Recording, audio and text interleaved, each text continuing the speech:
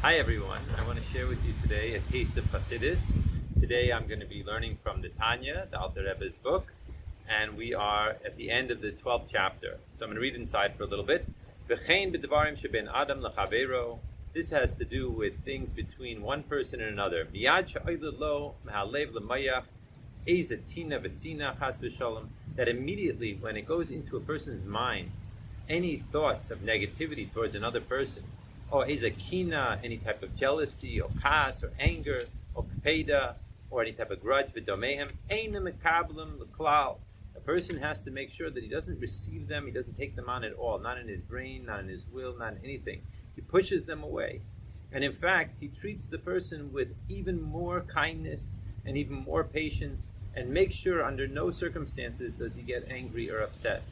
And I want to illustrate this with a story that's told by the rabbi of Yerushalayim from around 150 years ago, Rabbi Yosef Chaim Sonnenfeld. So he used to tell a story about a particular rabbi that lived in Europe, in probably Poland or Russia, back in those days.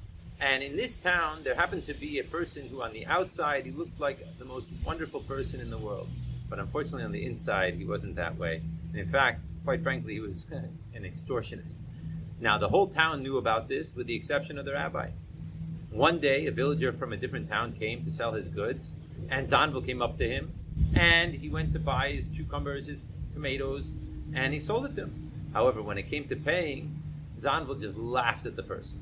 The villager went immediately to the rabbi and asked for a case to be brought to the courts.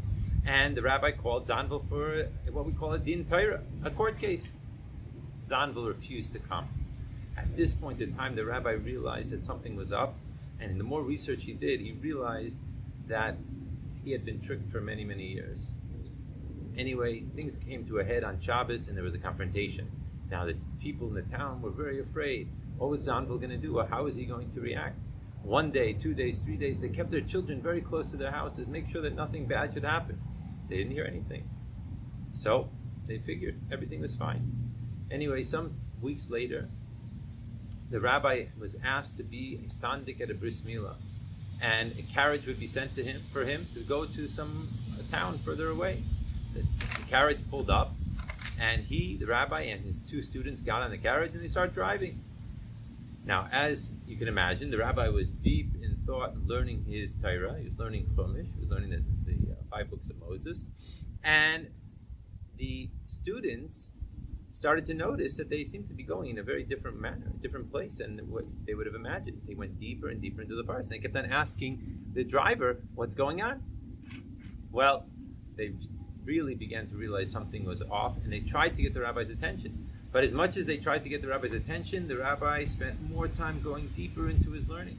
Until finally they reached a clearing, and who did they see? They saw Zanvil. Only this time, he didn't have his beard, he didn't have his payas, he had a big sword in his hand, and he had a few of his henchmen with him.